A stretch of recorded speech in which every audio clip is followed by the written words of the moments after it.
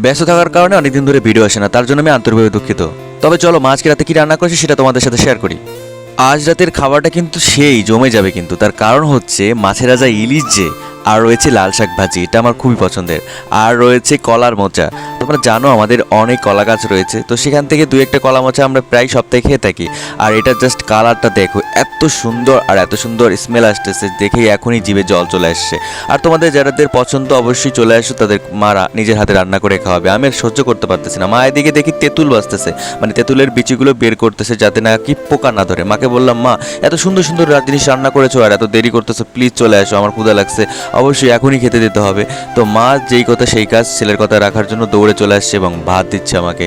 ভাত দিচ্ছে, আমি এমনিতে একটু ভাত বেশি খাই, আর আমি যে ভাত নিই একবারই নিই। তো তারপরে আমাকে দিল একটু লাল শাক ভাজি আর দিল মাছের রাজা ইলিশ।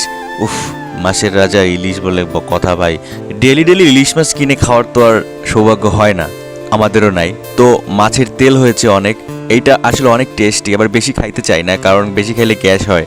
তারপরও মাখাইলাম এবং মুখে দিলাম, জাস্ট জ্বলে গেল, মানে এত সুন্দর এত তৃপ্তি কি বলবো। বোন ওইদিকে খাচ্ছে, ওর এক্সপ্রেশনটা দেখো। তো ফাইনালি খাওয়া শেষ, মা দিচ্ছে আমাকে কলার মোচা।